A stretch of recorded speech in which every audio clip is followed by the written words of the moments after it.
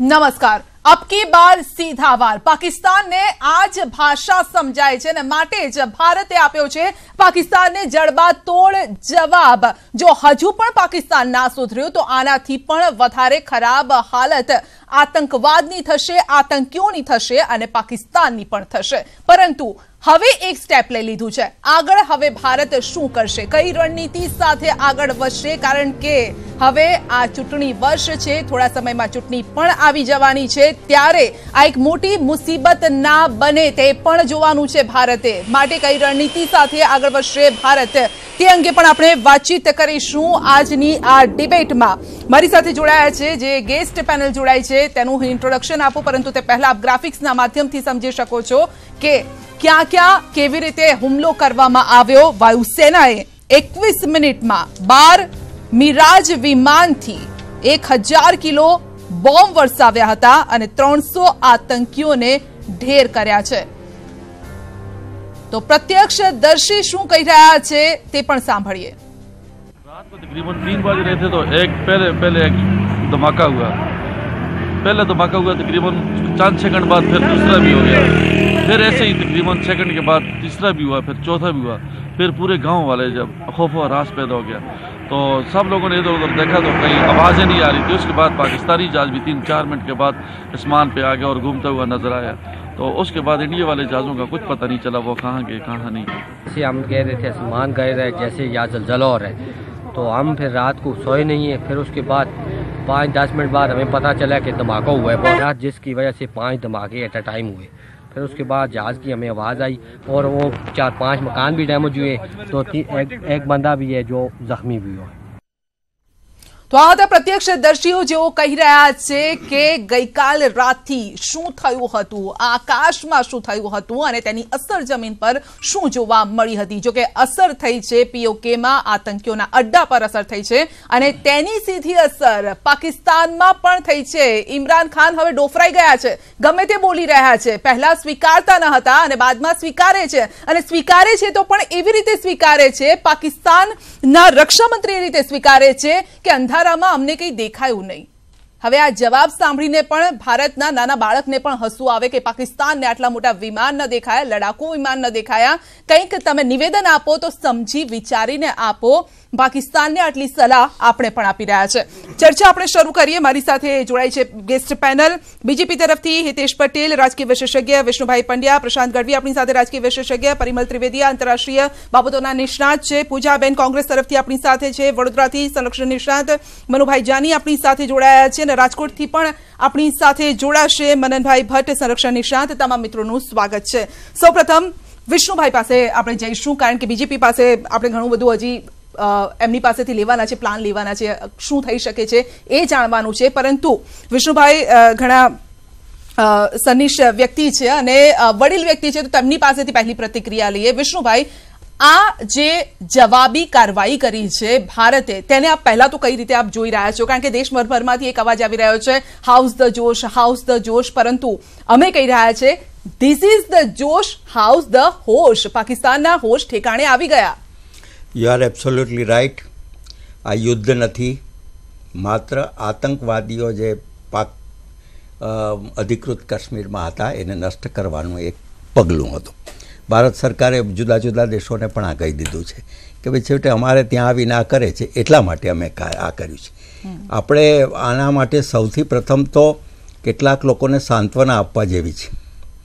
સૌથી પહેલે તો ઇમરાન ખાનને, પણ ઇમરાન ખાન બીજા દેશના છે એટલે આપણે એમાં નુક્તાચીની નહીં કરીએ, કારણ કે એને 2 દિવસ પહેલાં એમ કહેતું કે નરેન્દ્ર મોદી વો તો છોટા આદમી, તો હવે એ છોટા આદમીએ જે કર્યું હોય, જેમ લાલ બહાદુર શાસ્ત્રી માટે કહેવાયું તો એવું મોદી વિશે।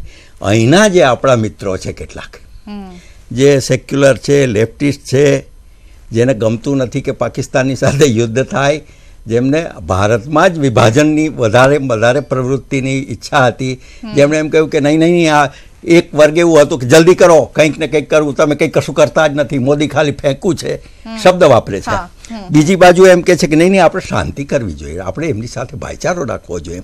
ત્રીજી વાત એ છે કે આ માનવાધિકારનું આપણે આવું ન કરવું જોઈએ। હું જુદી જુદી પેલી આપણી ચેનલોમાં આ બધાને મહાનુભાવોને જોઉં છું, એટલે હવે એને આજે આપણે સૌથી પહેલાં સાંત્વના આપવી જોઈએ।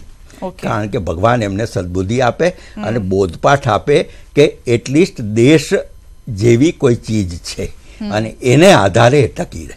ઓકે ઓકે, હિતેશભાઈ શું કહેશો? હાઉસ ધ જોશ કે ધીસ ઇઝ ધ જોશ?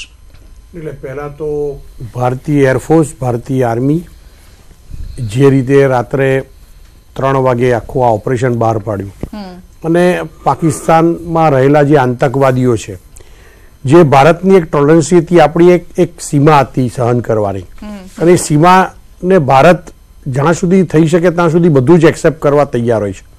પણ ભારત જે દિવસે યુદ્ધમાં આવી જાય અથવા તો જે રીતે જવાબ આપવાનો વખત આવી જાય છે ત્યારે ભારત હંમેશા જડબાતોડ જવાબ આપે છે. અને આજે એ જોયું છે કે આર્મીને જે પહેલે દિવસે ભારતના વડાપ્રધાન અને ડિફેન્સ મિનિસ્ટરથી લઈને બધા એમ કીધું હતું કે ભાઈ આર્મીને અમે ટોટલ હવે છૂટ આપી છે, એ એમનો સમય, એમની તારીખ, એમને જે જગ્યા એ બધું એ નક્કી કરશે. અને એના પરિણામ રૂપે આજે ભારતના કરોડો નાગરિકોની વિશ્વસતા જે વડાપ્રધાન નરેન્દ્રભાઈ મોદી ઉપર છે, અને નરેન્દ્રભાઈ મોદીએ જ્યારે જ્યારે સમય આવ્યો ત્યારે દરેક રીતે રાજકીય રીતે પણ લોકોને જવાબ આપ્યો છે. અને પાકિસ્તાનને આ બનાવ પછી 12 દિવસમાં, એટલે ઘણા વર્ષો પછી, હું મારું 30-40 વર્ષ પછી પાકિસ્તાનને ખૂબ ઓછા સમયની અંદર જડબેસર સલાહ સાથે, એટલે સમયની અંદર આતંકવાદીઓનો જે રીતે ખાત્મો બોલાયો છે. આજે ઇમરાન ખાન જેવા વ્યક્તિ જે નરેન્દ્ર મોદી માટે જે બોલી રહ્યા છે, પણ આજે પાકિસ્તાનની અંદર એમને જે રીતે અડતૂત કરવામાં આવે છે, જે રીતે એમના વિરુદ્ધનો નારા લગાવે છે, ત્યાં એમને સમજવાની જરૂર છે. અને જેમ વિષ્ણુભાઈ એમ કીધું એમ કે દેશની અંદર પણ આવનારા દિવસોમાં આનાથી પણ વધારે જડબાતોડ સવાલ કેન્દ્ર સરકાર દ્વારા આપવામાં આવશે. પણ જે અંદરના તત્વો છે, અંદરના તત્વો આ નુકસાન ના કરે અને ભારતને લેફ્ટિસ્ટ છે, જે અગ્રવાદીઓ છે, ઉગ્રવાદીઓને જે કાશ્મીરમાં જે રીતે આતંકવાદીઓને જે રીતે મદદ કરી રહ્યા છે અને સરકારે જે રીતે અત્યારે એમને જેલની અંદર જે પૂર્યા છે, આવા તમામ તત્વોને જે લોકો મદદ કરે છે, આ તમામ લોકોએ સમજવાની જરૂર છે. અને ભારતનો એક એક નાગરિક આજે જે રીતે તમે કીધું, એક રોષ, એક આક્રોશ ભારતના એક એક નાગરિકમાં હતો, એનો જવાબ એક એવા વડાપ્રધાને આપ્યો છે જેની નિડરતા, જેની રાષ્ટ્રભક્તતા, જે દેશ માટે કરી છૂટવાની તમામ વસ્તુઓ જેમાં હોઈ શકે એ આર્મીની સાથે છે. અને આર્મી જે રીતે જવાબ આપવા માંગશે, ભારતના વડાપ્રધાન, ભારતની હાલની સરકાર આ તમામ વસ્તુ કરવા માટે પ્રયત્ન. અને સાથે સાથે તમે જુઓ કે તમામ બીજા વિદેશ, આજે ઓસ્ટ્રેલિયાથી હોય એવા બધા જ કન્ટ્રીઓ ભારતે આજે કરેલા હુમલાને કોઈએ પણ ભારત માટે કોઈ વસ્તુને એમને કીધું જ છે કે ભારતે વખતો વખત આ બાબતમાં ચેતવ્યા છે અને દરેકને આ બાબતમાં માહિતીગાર કર્યા છે.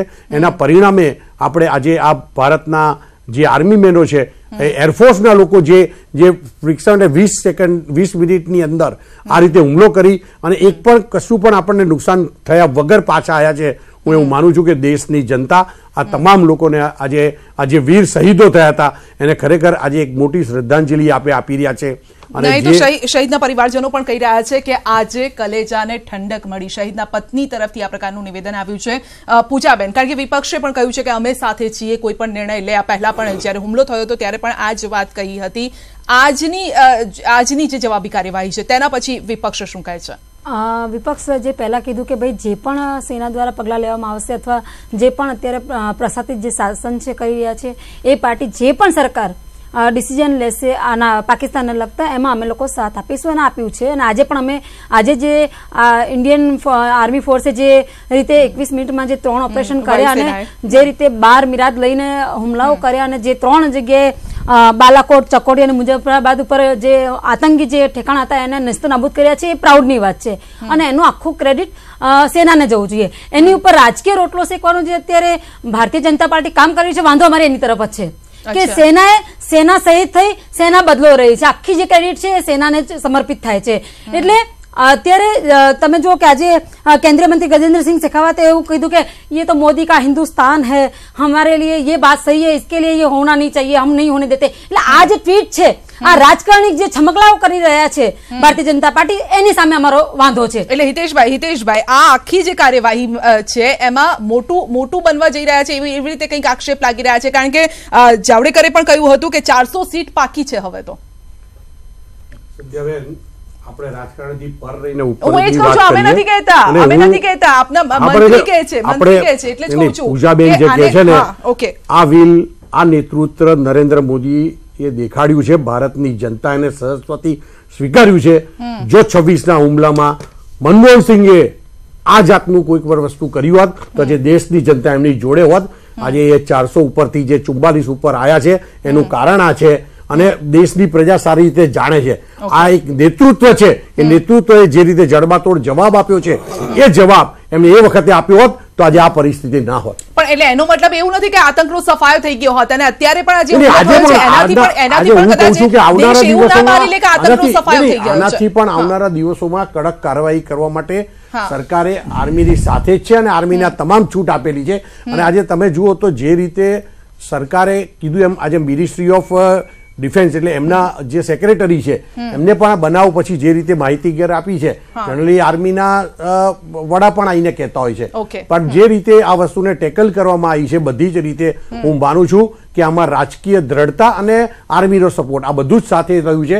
અને રાજકીય વિલ સાથે આર્મી આ ના કરી શકે અને એ આ દેશની જનતા બીજા જાણે કે ના જાણે બોલી રહ્યા છો કે જાણે કે ના જાણે બંને બાજુ બોલી રહ્યા છો, અમે પણ સમજીએ છીએ તમારી સિગ્નેચર વગર સેના હલી પણ ના શકે, અમે પણ સમજીએ છીએ. એટલે રાજકીય દ્રઢતા તો જરૂરી જ છે અને સેનાનું મનોબળ આપણે હલકું પણ ના માનવું જોઈએ, કારણ કે આજે એક સાહસ મોટું સાહસ કર્યું છે. એટલે આ સમયે તો રાજનીતિ ન જ થવી જોઈએ, પરંતુ રાજનીતિ રાજનેતાઓ કરે છે કારણ કે એમનું કામ છે એટલે કરવાના છે. જે રીતે જે છેલ્લા 10 દિવસમાં સરકારે જે રીતે સ્ટેપ લીધા છે એ રીતે પણ જે રીતે અલગવાદી નેતાઓને જે રીતે અંદર પૂરવામાં આવ્યા છે એમની બધી જ વસ્તુ એ રાજકીય દ્રઢતા હોય તો જ સંધ્યાબેન થાય. આ પેલા બધી કેટલીક સરકારો અને કશું બી કર્યું નથી, આપની સાથે દેશ છે બસ, તો એના ઉપર તમે સ્ટિક રહેજો બસ, એટલું જ દેશ કહી રહ્યો છે. પરિમલભાઈ, કારણ કે આ પહેલા પણ આવું ઘણું બધું થયું છે, કાંધારનો આખો ઇન્સિડન્સ આપને યાદ છે.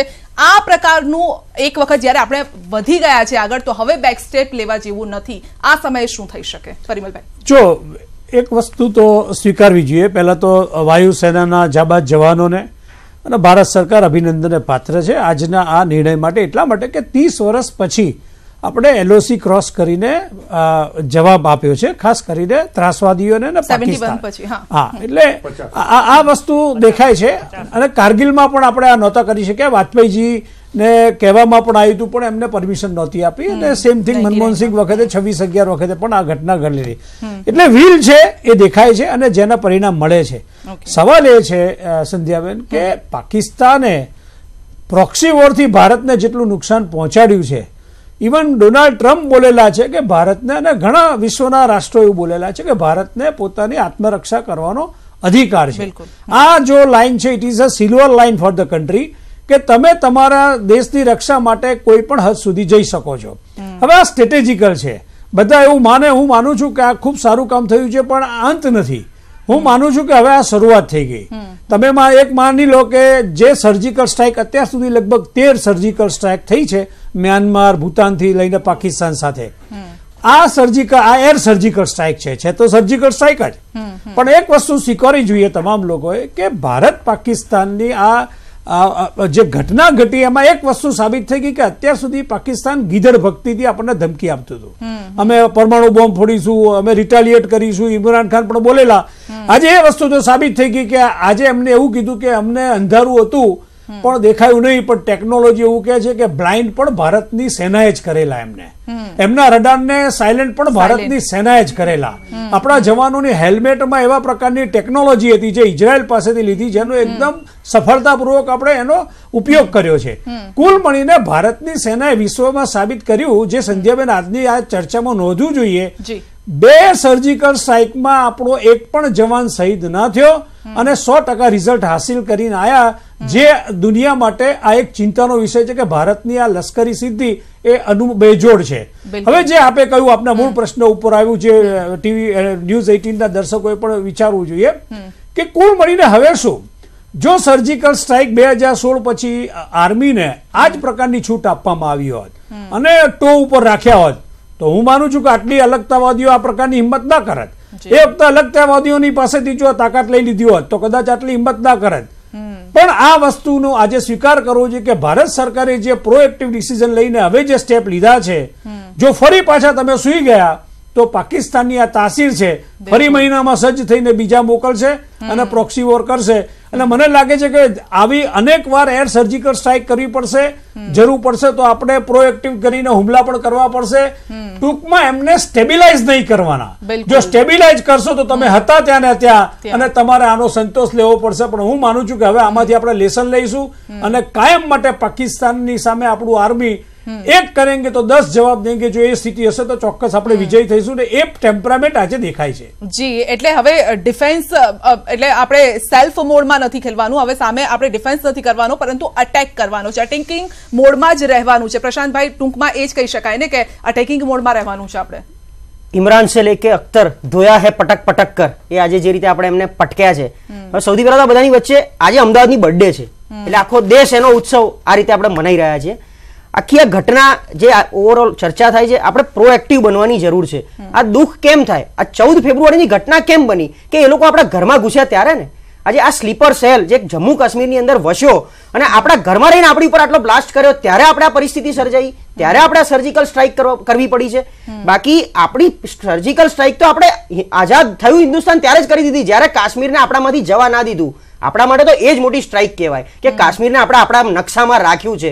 એ સૌથી પહેલી સ્ટ્રાઇક કરી. ત્યારબાદ આ જે કંઈ ટેકનોલોજીના ઉપયોગથી આજે સાહેબે વાત કરી, મિરાજ 2000i જેનો ઉપયોગ કરવામાં આવ્યો છે કે જે સામેની રડારને કન્ફ્યુઝ કરે છે, એની રડારને ડાઉન કરે છે, એની અંદર જે બોમ્બ યુઝ કરવામાં આવે છે GBU 12, GBU 16, ASL 31, આમ તો આ ડિટેલ ખરેખર પબ્લિશ ના હોવી જોઈએ સિક્યુરિટીની દ્રષ્ટિએ, તેમ છતાં છે માર્કેટિંગની દ્રષ્ટિએ. એટલે આ બધા જે મીડિયા અને ટેકનોલોજીનો ઉપયોગ કરી, આ રડારનો ઉપયોગ કરી, મિરાજ 2000i પાકિસ્તાને F-16 1982માં ખરીદ્યું, એની સામે આપણે આ મિરાજ ખરીદેલા છે. એ પછી એને અપગ્રેડ કર્યા છે. છેલ્લું અપગ્રેડેશન એનું 2011માં થયું છે 2000i, બાકી એના અલગ અલગ વર્ઝન હોય છે. તો આ જે ટેકનોલોજી અત્યારે ભારત પાસે છે, આપણી સામે પાકિસ્તાન કંઈ જ નથી. જે રીતે લોકોની ધીરજ ખૂટી ગઈ હતી 14 તારીખ પછી કરવું જોઈએ, યુદ્ધ જાહેર કરી દેવું જોઈએ, પણ આ 12 દિવસ એક સ્ટ્રેટેજી બનાવવા માટે, એક પ્રક્રિયાનો ભાગ લેવા માટે લીધા હતા. અને આજે 12 દિવસનું એમનું 12મું કરી આપણે એમનો શોક આજે ઉતાર્યો. હવે આપણે આમનું શ્રાદ્ધ પણ કરીશું. આ રીતે પિતૃ તર્પણ વિધિ પણ કરવામાં આવશે આ જ રીતે એમની. એટલે હિન્દુસ્તાન સજ્જ છે, સેનામાં તાકાત છે, અને હિન્દુસ્તાનની સામે પાકિસ્તાન મચ્છર કહેવાય. કારણ કે આપણે 125 કરોડ ને એ માત્ર 21 કરોડની જનતા ધરાવે છે. એટલે એની તો શું તાકાત છે આપણી સામે. માટે જે ડરી ગયું છે અને આજે ચીનને મળવા પણ પહોંચી ગયું હતું. મનનભાઈ, હવે પાકિસ્તાન ડરી ગયું છે, હવે ચાઇનાની મદદ લેવા માટે જાણે કે જતું હોય તેવું દેખાઈ રહ્યું છે. હમણાં સાંજે જ મીટિંગ થઈ એક.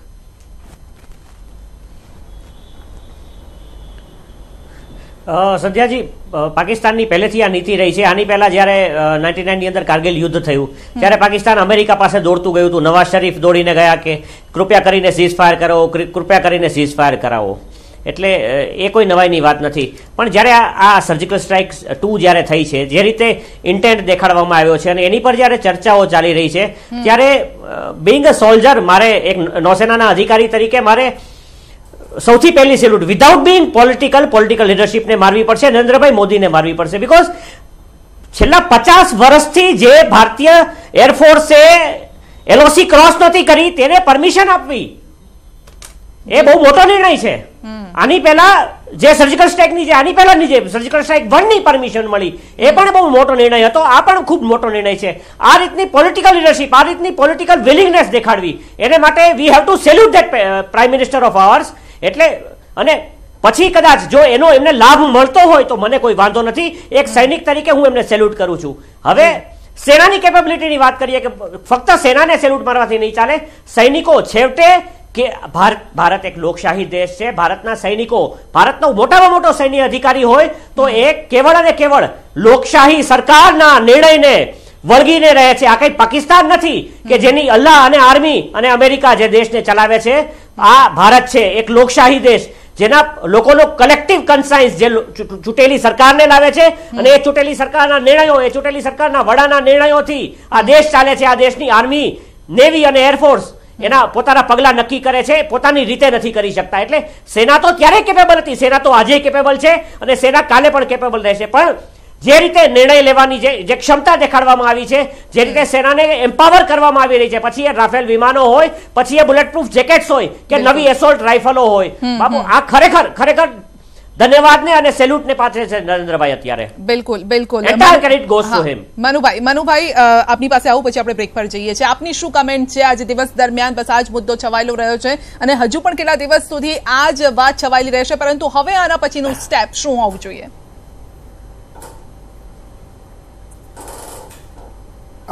આપણે જે આ સ્ટ્રાઇક, સર્જિકલ સ્ટ્રાઇક જે કહે છે એ ખાસ સમજવાની જરૂર છે કે આપણે પાકિસ્તાનના LOC ક્રોસ કરી અને બાલાકોટ તો એના ખૈબર પખ્તુનવા ડિસ્ટ્રિક્ટમાં છે, જે ઇમરાન ખાનનો ડિસ્ટ્રિક્ટ છે, ત્યાં જઈને નાશ કર્યો.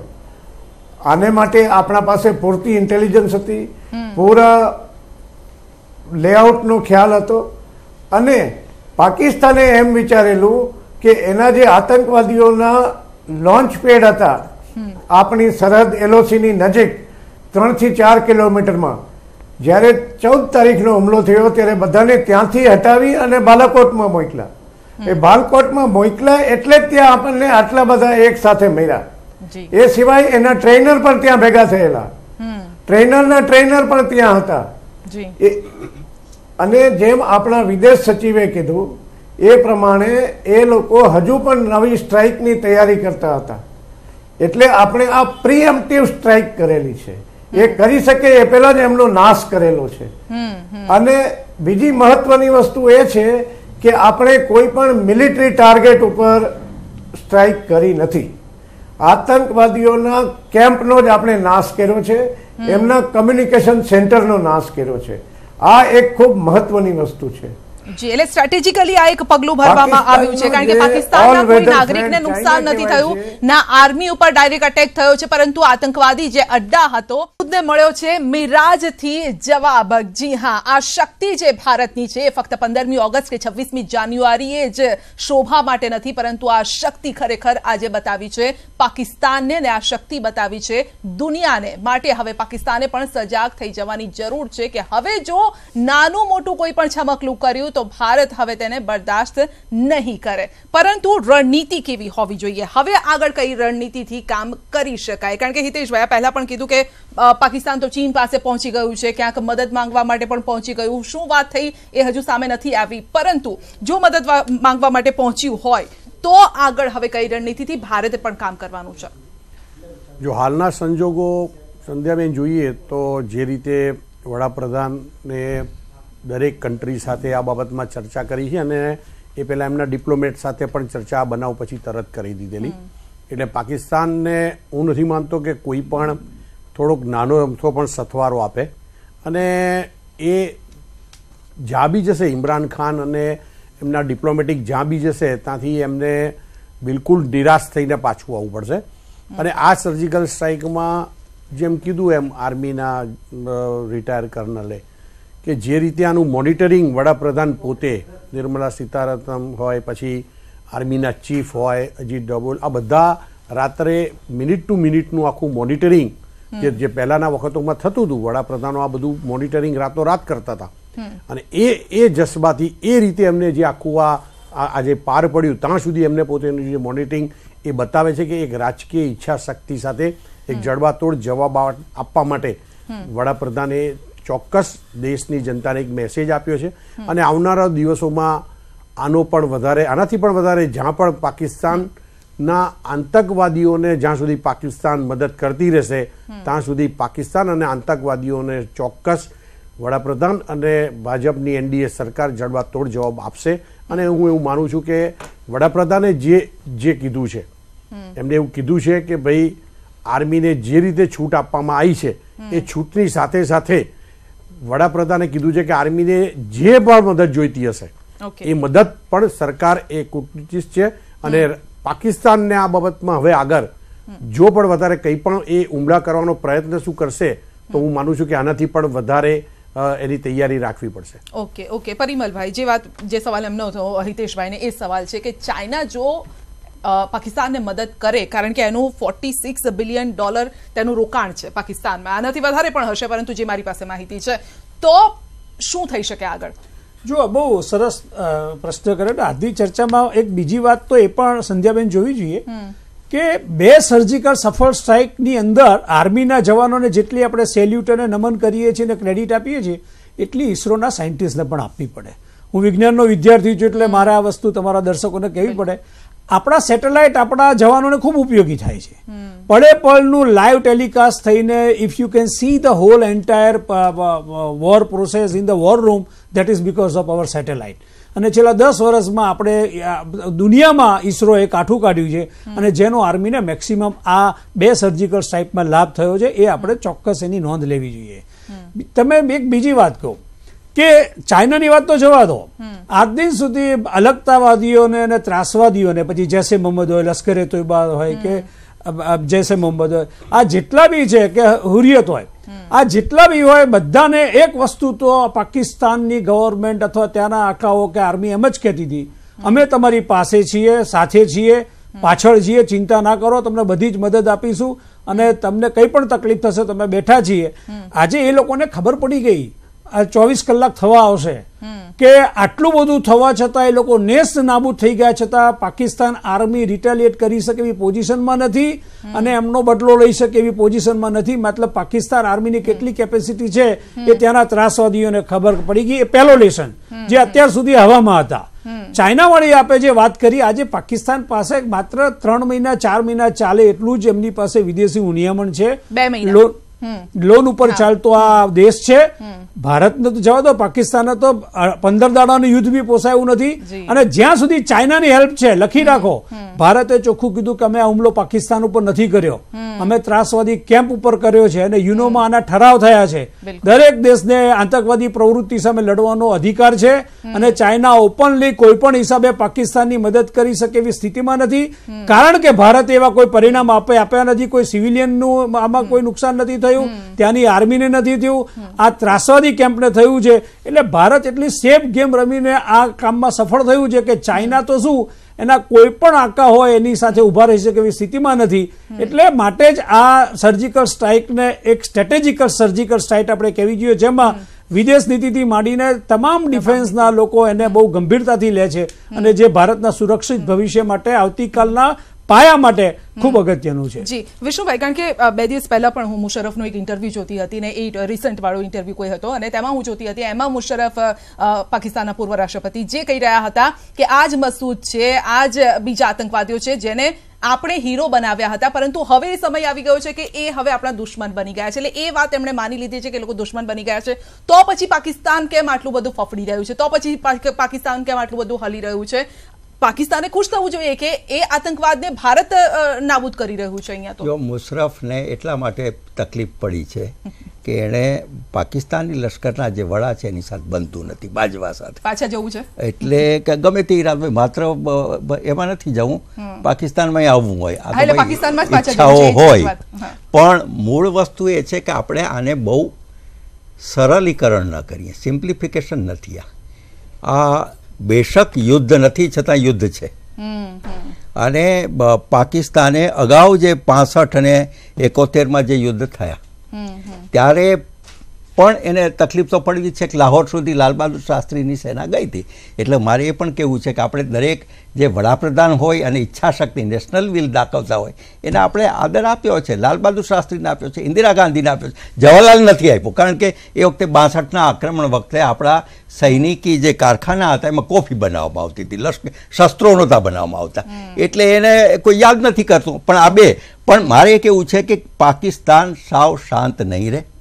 સાહેબ, ચીન પ્રત્યે આપણી જે કંઈ સારી, જે કંઈ તમારી હોય માન્યતા, પણ હું એમ માનતો નથી. ચીન એ 1 નંબરનો દુશ્મન છે આપણો, પાકિસ્તાન નથી. અને એ બે જ્યારે ભેગા થાય ત્યારે કંઈક ને કંઈક અળવિતરા જરૂર કરશે. અને મેં કહ્યું એમ 65 અને 71ના યુદ્ધ દરમિયાન પાકિસ્તાને જુદા જુદી આપણી સરહદો ઉપર મોરચા શરૂ કર્યા હતા.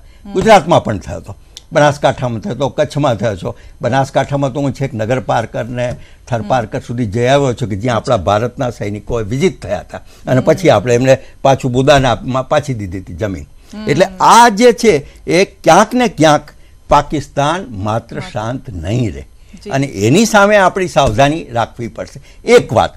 બીજી વાત, કાશ્મીરમાં 60 એવા સંગઠનો છે કે જેની પાછળ મઝહબનો શબ્દ ઉમેરવામાં આવ્યો છે. એમને ઇસ્લામિક સ્ટેટ જોઈશે કાશ્મીરમાં. અને આઝાદી જેએનયુની આઝાદીવાળી જ વાત છે, એની સાથે કનેક્ટેડ છે. હવે આ કંઈ સાવ શાંત બેસી રહે, થોડાક પકડાયા, થોડાકની સુરક્ષા આપણે લઈ લીધી, એને કારણે ત્યાં બધું જ શાંત છે એવું માનવાની પણ આવશ્યકતા. એક મિનિટ, હું પછી આપ કહેજો, વાંધો નહીં. એટલે મારે આ કાશ્મીરની પણ આપણે ચિંતા કરવી પડશે. અને ભારતમાં જે અમીચંદ ટાઈપની એક ટુકડી જે ટુકડે ટુકડે ગેંગવાળી છે, એની તો સૌથી વધારે, પાકિસ્તાન કરતાં પણ એની વધારે ધ્યાન રાખવું પડશે. આવા સંજોગોમાં ભારતે સંપૂર્ણ સાવધ રહેવું પડે અને બિલકુલ તાકાતથી જે કંઈ સરકાર બની ગઠબંધન થયું ત્યારે આ વિચાર નતો આવ્યો, જે ગઠબંધન કાશ્મીરમાં કરવામાં આવ્યું હતું ત્યારે વિચાર કે આ કદાચ પરિસ્થિતિ વણસી શકે છે. બેશક થયું છે, બેશક થયું છે. અને પોલિટિકલ અને નેશનલ સ્ટ્રેટેજીમાં કેટલીક વાર આપણને એમ લાગતું હોય છે કે ફલાણી પાર્ટી આપણી સાથે રહેશે તો સુધરશે, ન સુધરી તો ન સુધરી. એવું કોંગ્રેસે અનેક ભૂલો કરી છે કે મુસ્લિમ લીગની સાથે એટલે આ ભૂલો સ્ટ્રેટેજી છે અને આપણે ભૂલો નહીં ગણી. બહુ સારા લોકો છે બધા. સાહેબ, ભૂલો નહીં ગણવાની, આવું કેવી રીતે દેશનો સવાલ છે? આ તો ભૂલો તો ગણવી પડે અને ગણાવવી પણ પડે. સૌથી પહેલા તો જે હિતેશભાઈએ કીધું કે 30 વર્ષમાં પહેલી વખત LOC ક્રોસ કરી, એ વાત ખોટી છે. બાબત એટલા માટે કે આના પહેલા 2000 થી અત્યાર સુધી પહેલી વાત તો આજે જે એટેક થયા એવા 13 હુમલાઓ આપણે 13 એટેક કરી ચૂક્યા છીએ અત્યાર સુધી, 2000 થી અત્યાર સુધી. એના સિવાય આપણે આના 2016 સહિત 4 વખત LOC ક્રોસ કરી છે. આપણે 2008માં પણ ક્રોસ કરી હતી, જ્યારે આપણા ગોરખાનો એ લોકો લઈ ગયા હતા, લાશ લઈ ગયા હતા ખેંચીને, એ વખતે પણ એટેક થયો હતો. 2011માં પણ આપણે 8 પાકિસ્તાનીઓને માર્યા હતા LOC ક્રોસ કરીને. આપણે 2013માં પૂંજ ઉપર હુમલો કરીને એમની આખી ચેકપોસ્ટ આપણે ઉડાવી નાખી હતી. એટલે આ પહેલી વખત LOC ક્રોસ કરી, આવો જસ ભાજપે ના લેવો જોઈએ. કારણ કે સેનાએ હંમેશાથી આપણી ભારતીય સેના નંબર 1 સેના છે, એમના કામગીરી ઉપર એક પણ જાતનો કોઈ જ એલિગેશન નથી. પરંતુ આ પહેલી વખત થયું છે. આપણા અલાદીનો ચિરાગ અત્યારે જ પહેલી વખત બહાર આવ્યા છે, મોદીજીને એમણે જ કર્યું છે. આ વસ્તુ ખોટી છે. ઇતિહાસ સાથેના જે ચેડા છે સંધ્યાબેન, ઇતિહાસ સાથેના જે ચેડા છે એ ખોટી વાત છે. હવે મનુભાઈએ સરસ, લાલ બહાદુર શાસ્ત્રીજી છે, આપણા ઇન્દિરાજી છે, જવાહરલાલ નથવા, બરાબર. અને 1948 હોય કે 1965 ના યુદ્ધ હોય, એ આપણે જીત્યા છે. 1971 વખતે તો ભાજપનું ક્યાંય નામો નિશાન નતું, સમજો. એ વખતે પણ કરાચીને આપણે 2 કલાકની અંદર તબાહ કરી નાખ્યું ઇન્દિરાજી ગાંધીજીએ, બરાબર. એટલે એવું જે કહેવાય ને પ્રખર નેતૃત્વ, એ વખતે પણ એ લોકોએ ડિસિઝન લીધા હતા અને એને ભૂલવું ના જોઈએ. હવે એ વખતે આટલું માર્કેટિંગ, આટલું સોશિયલ મીડિયા, આટલું બધું ટીવી ને મોબાઈલ આ બધું નતું, તો એ માર્કેટિંગ ના કરી શકી. કોંગ્રેસ નથી કર્યું. આપણે ઇન્દિરાજીને યાદ જરૂર કરે છે, હું એ જ કહું છું આગળ કે એ વખતે આટલું સોશિયલ મીડિયાનો એ બધું માહોલ નતો, એટલે નતું માર્કેટિંગ કરી શક્યું. પરંતુ આજે જો ભાજપ એવું કહેતું હોય કે આ વાયુસેના મેં કીધું એટલે કર્યું, મોદી છે ને એટલા જ માટે આ સેનાએ આવું કામ કર્યું. પુલવામા જે એટેક થયું હતું એની જિમ્મેદારી પણ ભાજપે લેવી પડે. કે તમને ખ્યાલ હતું કે આવું કોઈ એટેક થવાનો છે, છતાં તમે આંખો બંધ કરીને કેમ બેસી રહ્યા? હિતેશભાઈ જવાબ આપો. તમને 5 મિનિટમાં તમને કાશ્મીર આજે હુમલો થયો તો એના ફોટા મળી જાય છે. પરંતુ અત્યાર સુધી પેલી કાર કોની હતી, ક્યાંથી આવી હતું, 300 કિલો RDX લઈને ગાડી રોંગ સાઈડમાં કેવી રીતે અથડાઈ, આની કોઈ તપાસ જ નથી કરતા. એટલે આનો જસ ખાટવો હોય તો પુલવામાનો એટેક પણ ભાજપની નિષ્ફળતાનો જ કારણ છે, એ સ્વીકારવું પડે. જી હિતેશભાઈ, 2014માં એવું બેન તમે સ્વીકારો છો ને? 2014માં આ જ રીતે મનમોહનસિંહની સરકાર હતી, સોનિયા ગાંધીનું નેતૃત્વ હતું, રાહુલ ગાંધી ઉભરીને આવવાનો પ્રયત્ન કરતા હતા, છતાં પણ ના થઈ શકે, એ વસ્તુ જુદી છે. પણ છતાં એ વખતે પણ તમારી સરકાર હતી અને 33 જવાનોને આ રીતે કાશ્મીરના બોર્ડર ઉપર આ રીતે જ આતંકવાદીઓએ કર્યું હતું. મારે ખાલી એટલો જ જવાબ તમારો માંગવો છે. અમે તો 12 દિવસમાં પણ આ કર્યું. તમારા વડાપ્રધાન, પૂર્વ વડાપ્રધાન, તમારા ડિફેન્સ મિનિસ્ટર એ પછી મને લાગે સુઈ ગયા હતા અને કોંગ્રેસની ગવર્મેન્ટે કશું જ ના કર્યું. 26-11માં પણ તમે કશું ના કરી શક્યા. આ દેશની જનતા એ સમજે છે સારી રીતે. અમારે બાકી કોઈને સમજવાની જરૂર નથી. રાષ્ટ્રભક્તિ કે નરેન્દ્ર મોદીની જે કંઈ નીતિ છે, કૂટનીતિ છે પાકિસ્તાનને પાડવા માટેની, એ કોંગ્રેસ જોડેથી અમારે શીખવાની જરૂર નથી. સાંભળો તમે બેન, વચ્ચે ના બોલો. પેલા તો શીખો કે આપણે અત્યારે કયા ઉપર આપણે બોલીએ છીએ. આ દેશ તમને જુએ છે એટલે તમે નહીં, તમે સહનશક્તિ નથી તમારામાં સહનશક્તિ નથી. સાંભળો તમે નહીં, મેં કહ્યું જવાબ આપો ને, 2014 નો જવાબ આપો ને. તો મારે રોકવા પડે કે દેશની જનતાને ગુમરાહ ના કરશો. सैन्य માટે 10 વખત કોટી કોટી નમન છે, પણ એનો રાજકીય રોટલો ના શેકો. મોદી હે તો ही मुमकिन है, तो पुलवामा अटैक मोदी है इसीलिए मुमकिन है. છેલ્લા 5 વર્ષમાં 10 અટેક લઈને આયા છો તમે. આવનારા દિવસોમાં દેશની જનતા તમને બધો જવાબ આપી દેશે. 2014 પહેલા તમે એવું કહેતા હતા કે हम 1 मिनट में सद्या 2014 પહેલા એવું કહેતા હતા कि पाकिस्तान को तो पाकिस्तान की भाषा में जवाब देना चाहिए, उसको लव लेटर नहीं लिखना चाहिए. જેવા તમે નરેન્દ્ર મોદી પીએમ બન્યા ત્યારે કંકોત્રી લખીને એમને પોતાની શપથવિધિમાં બોલાવે છે. તો આ દોગલી નીતિ કેમ? અત્યાર સુધી 10 વર્ષથી તમે અત્યારે જે કાશ્મીરમાં પીડીપી સરકાર જોડે 40 મહિના જે સરકાર ભોગવીને આ એનું પરિણામ છે. એના માટે 44 લાશો અમારા દેશમાં કફનમાં લિપટીને આવી છે, અને હજુ પેલા તમે 200-300 જે વાયરલ કરાવો છો ને લાશો જો આવી નથી. અમારે એ લાશો જોવી છે. હવે તમે મારી વાત સાંભળી લો. તમારા પૂર્વ સંસદ સભ્ય પાકિસ્તાનમાં જઈને મીટિંગો કરે અલગવાદીઓ જોડે, અને તમે રોકી ન શક્યા. મનમોહન સિંહ પાટલા બાંડે અલગવાદીઓ જોડે મીટિંગ કરે દિલ્હીમાં, અને તમારી સરકાર અને તમારા નેતા કઈ કરી શકે? અને તમે જવાબ નહીં, મને એનો જવાબ આપો ને, મને એનો જવાબ આપો. તમે શાંતિની વાતો ચાલતી મને જવાબ આપો ને. તમારા સંસદ સભ્ય પાકિસ્તાનમાં મીટિંગ કરે છે, કંકોત્રી ત્યાં નતા ગયા, જગ જાહેર કરીને ગયા હતા. દેશમાં સૂચના આ 3 વર્ષની વાત કરું છું. એનો જવાબ આપો. તમે બિરયાનીઓ ખાઈ. તમારે પહેલું કામ એ કરવું જોઈએ કે તમે જે સફેદ સાડી લઈને આવ્યા છો ને, આપણા દેશના જવાનો માટે જે કફન લઈને આવ્યા છો ને, એને પાછું આપી દેવું જોઈએ. આ ચર્ચામાં તમે કોઈ જવાબ નથી આપો. જનતા જુએ એ પાછી કેમ નહીં આપતા? એ કેમ સમજી રાખી છે? મરણભાઈ, કારણ કે દેશની જનતા તમને 4 ઉપર ના લાવે તો યાદ રાખજો. તમે ખુરશીઓ ગણતા રહેજો. દેશની જનતા સાચો હવે ઓળખી ગઈ છે કે તમે લોકો જે નિષ્ફળ થયા છો ચારે બાજુથી, એને છુપાવવા માટે અત્યારે વાયુસેનાનું જે બિચારાની કામગીરી છે એનો દુરુપયોગ કરી રહ્યા છો તમે લોકો. મરણભાઈ પ્લીઝ સાંભળવા દો. હાજી સદ્યાભાઈ. જી સવાલ આજ આવે છે કે જ્યારે આપણે દેશની વાત કરીએ છીએ, રક્ષાની વાત કરીએ છીએ, શહીદોની વાત કરીએ છીએ, અને પછી ખુરશીઓ ગણાવવા લાગે છે અહીંયા.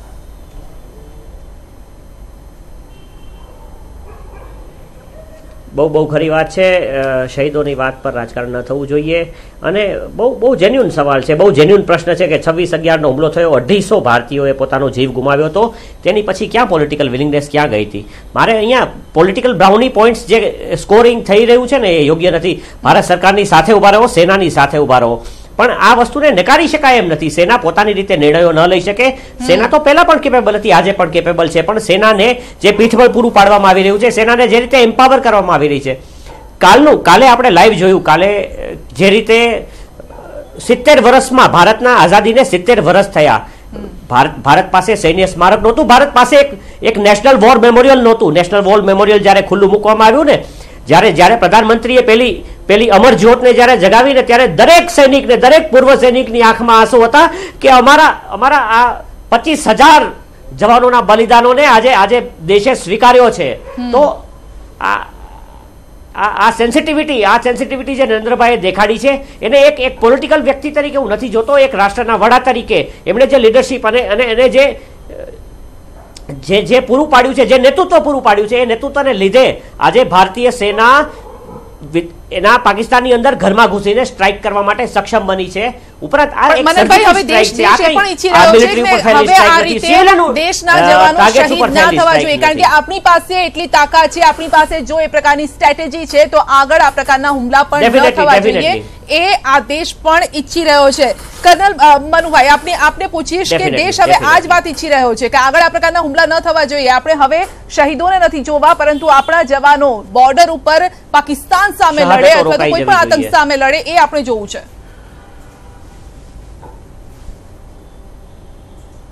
હવે આપણે જેમ વિષ્ણુભાઈએ વાત કરી, પાકિસ્તાન ચૂપ બેસી નહીં રહે, એ તૈયારી કરશે જ. અને એમાં કેવું છે કે પાકિસ્તાન આપણી સાથે સીધી લડાઈમાં ક્યારેય જીતી નહીં શકે. 71ની લડાઈ હારી ગયા પછી એમણે 1000 કટ પોલિસી એવી એક નીતિ અપનાવી અને આતંકવાદીઓને આપણા દેશમાં મોકલી અને આપણને હંમેશા ટેન્ટર હુક ઉપર રાખ્યા, આપણને ઘણું નુકસાન કર્યું. અને એમાં કેવું થયું કે ઘણા બધા હુમલા થયા. 26/11નો હુમલો થયો, પાર્લામેન્ટ ઉપર હુમલો થયો. પરંતુ હવે અત્યારે જે આપણે નીતિ અપનાવી છે કે તમને જવાબ મળશે, જડબાતોડ જવાબ મળશે અને તુરંત મળશે. જે જૂના આપણા મિત્રો હશે એમને યાદ હશે કે 1965ની જ્યારે લડાઈ થઈ ત્યારે પાકિસ્તાને આપણા દ્વારકાના મંદિર તરફ ગોળા ફેંક્યા હતા નેવીએ. આપણે એનો જવાબ 71 માં આપ્યો. કરાચી બંદર સળગાવી દીધું. 4 દિવસ સુધી આગ લાગી. પરંતુ હવે એ સમય નથી. હવે એ સમય છે કે જવાબ મળશે, તુરંત મળશે, જડબાતોડ મળશે.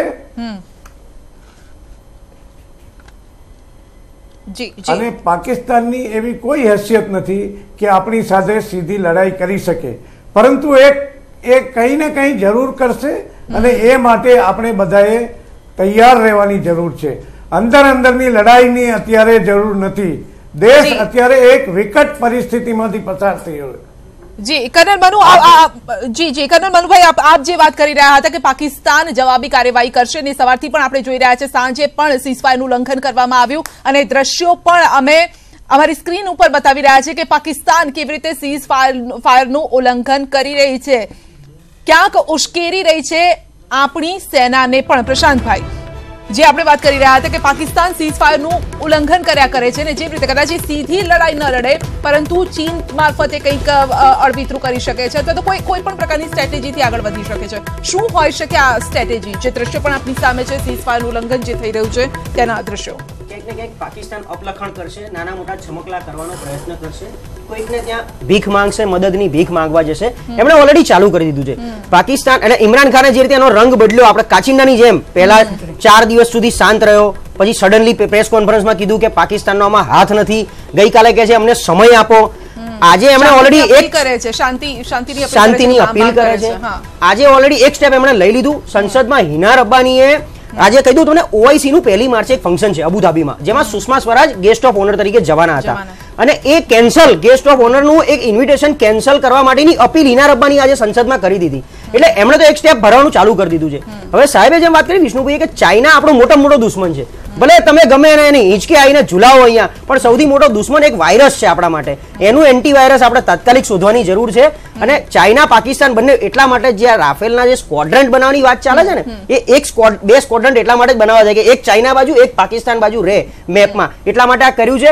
અને બાકી હવે પાકિસ્તાનને આપણે સમય આપવાની જરૂર જ નથી. આમાં મને રાજકુમારનો ડાયલોગ યાદ આવે છે, પહેલે લાત फिर बात और अगर जरूर पड़े तो मुलाकात.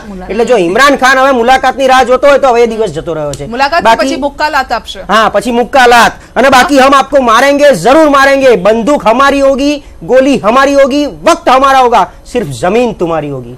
आपकी जगह पर आपके घर में घुस के मारेंगे.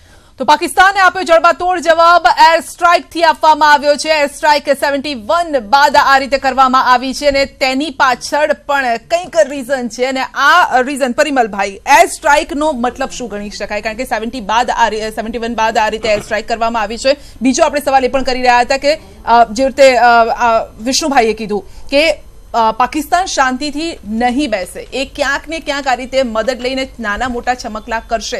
જો નાના મોટા છમકલા કરે તો પછી ભારતે હવે કઈ રીતે એને વળતો જવાબ આપવો જોઈએ? ને મારી પહેલા જે મારો જે રાઉન્ડ થયો એમાં મેં કહ્યું કે પાકિસ્તાનને હવે આપણે પ્રોએક્ટિવ રહીને જવાબ આપવો પડશે. તમે સાયલેન્ટ થઈ ગયા તો ફરી સજ્જ થઈ ના હશે, વાત મેં પહેલા કહી દીધી.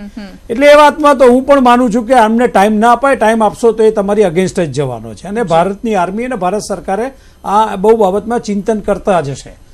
ચાઇનાની જ્યાં સુધી વાત કરી વિષ્ણુભાઈએ, હું એટલા માટે કહું છું કે આ ભારત સરકારનું ઓફિશિયલ સ્ટેટમેન્ટ છે કે આ યુદ્ધ નથી. અને સામાન્ય રીતે યુદ્ધ થાય તો ઘણા દેશો ઘણાની પાસે જતા રહે અને સામે જતા રહે, આવું બની શકે. હજી એ સ્ટેજ નથી, આ શરૂઆત છે. અને આજે તમે જુઓ 48 કલાકમાં પાકિસ્તાન આને રિટેલિએટ કેવી રીતે કરે છે. મેં તમને બહુ સ્ટ્રેટેજિકલી કહ્યું કે પાકિસ્તાનને રિટેલિએટ કરવા માટે એક્ઝેક્ટ, તમે હમણાં સરસ વાત કરી કે પુલવામાનો જે ઘટના પત્યા પછી આજે પૂંચમાં જે લોકો જે કરે છે એ આપણને એક પ્રકારનું સીઝફાયરનું જે આપણને એક પ્રકારનું પ્રોત્સાહિત કરે છે, એક્શન લેવા ઉશ્કેરે છે. કુલ મળીને મને લાગે છે કે હવે ઇન્ટરનેશનલ લેવલે આપણે જે કૂટનીતિ જેને કહેવાય, રાજનીતિ કહેવાય, ડિફેન્સ નીતિ કહેવાય, બધામાં સફળ રહેવું પડે, તમામ મોરચે રહેવું પડે. એટલા માટે કે પાકિસ્તાનને હવે તક જોઈએ છે ભારતને ઇન્ટરનેશનલ લેવલે બદનામ કરવા માટે, જે એને મળી નથી આ એર સ્ટ્રાઇક કરવા માટે. હવે તમે જે કહ્યું કે આ એર સ્ટ્રાઇક નો મતલબ શું, તો આ આપણે અહીંયા જેમ અહીંથી મિસાઇલથી પણ એટેક થાય, પણ અત્યારે આજે લેઝર ગાઇડેડ મિસાઇલનો ઉપયોગ આમાં થયેલો છે. લેઝર ગાઇડેડ મિસાઇલમાં સંધ્યાબેન એવું છે કે પાયલોટના હેલ્મેટમાં જ એની પાસે તમામ ડિટેલ્સ અત્યારે અવેલેબલ છે અને પેનિટ્રેટ કરી શકે છે કોઈ પણ જગ્યાએ. અને તમે જુઓ 21 સેકન્ડમાં 12 મિરાજે જઈને આ 21 મિનિટમાં 12 મિરાજે જઈને આખું ઓપરેશન કરીને આવ્યા. અને એક બીજી વાત પણ કહીશ કે ભાગલપુર કેટલા માટે કે આપણે મહારાજા રણજીતસિંહે ભાગલપુરની અંદર જ 19મી સદીમાં ત્યાં આગળ ધોબી પછાડ આપીને ત્યાં વિજય મેળવ્યો હતો. એટલે મસૂર અજદે સિમ્બોલિક ત્યાં આગળ એને પોતાનો અડ્ડો બનાવેલો છે વિજય મેળવવા માટે, જેને ભારત સરકારે આજે નેસ નાબૂદ કર્યો, એટલે કે આર્મીએ નેસ નાબૂદ કર્યો. પણ વાયુસેનાના આ પરાક્રમથી આપણા તમામ પાંખોના જવાનોમાં એક પ્રકારનો જુસ્સો આવી ગયો અને હોશ ઇઝ હાઈ થઈ ગયું. દુનિયાના દેશોને પણ ખબર પડી ગઈ કે ભારત હવે નયા ભારત છે, આ આખી ટેકનોલોજીથી સજ્જ છે. નવા યુવાનોના આર્મીના જવાનો એકદમ જેને કહેવાય કે આક્રમકતાથી જવાબ આપી શકે એમ છે. પાકિસ્તાન હવે કંઈ પણ કરશે તો આનાથી વધારે ખરાબ સ્થિતિનો સામનો કરવો પડશે, ખૂબ મોટા ગંભીર પરિણામ ભોગવવા પડશે.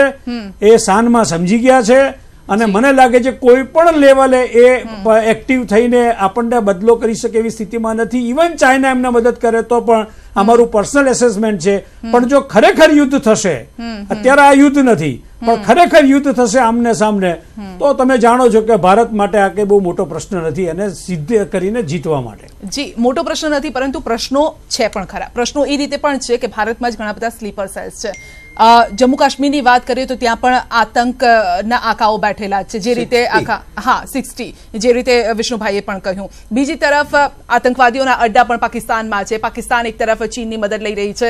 હવે આ સમયે રશિયા અને અમેરિકા કઈ રીતે ભારતને સાથ આપશે એ પણ જોવાનું છે, કારણ કે હા કર્યા કરે છે પણ પછી થાય છે શું? વિષ્ણુભાઈ, કદાચ આના ઉપર તમે વધારે સારી રીતે કહેશો. મને લાગે તમારી આ મુદ્દો બહુ મહત્વનો છે. આંતરરાષ્ટ્રીય જે મહાસત્તાઓ છે એ કોઈ પણ દેશને કાં તો લડાવે છે અને કાં તો પોતાના લાભમાં કરે છે. શસ્ત્રની સોદાગીરી એને પણ જોઈએ છે. દુનિયાની આ બધી શસ્ત્રની એની બજારો છે.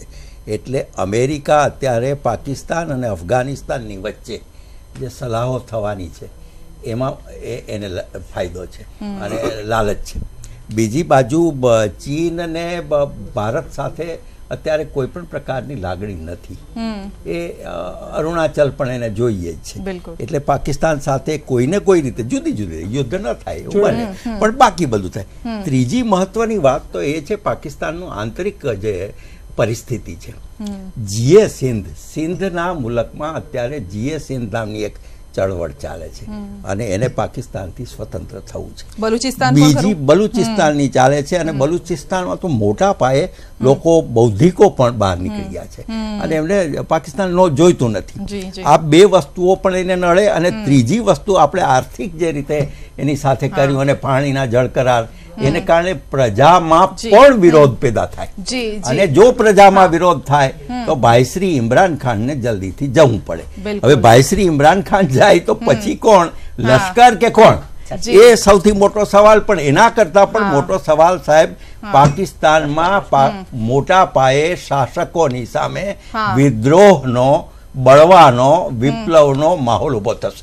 આજે પણ વાત વિષ્ણુભાઈ સામે આવી ગઈ, કારણ કે હિના રબ્બાની એ જ કીધું કે કટોકટી જેવા હાલાત છે. એટલે એનો મતલબ અહીંયાથી શરૂઆત થઈ જ ગઈ છે. ઇમરાન ખાન મુર્દાબાદ નારા લગાય, ત્યાં અહીંયા પાકિસ્તાનની શરૂઆત છે. જી આગે લાંબા ગાળે આનું મોટું પરિણામ આવશે.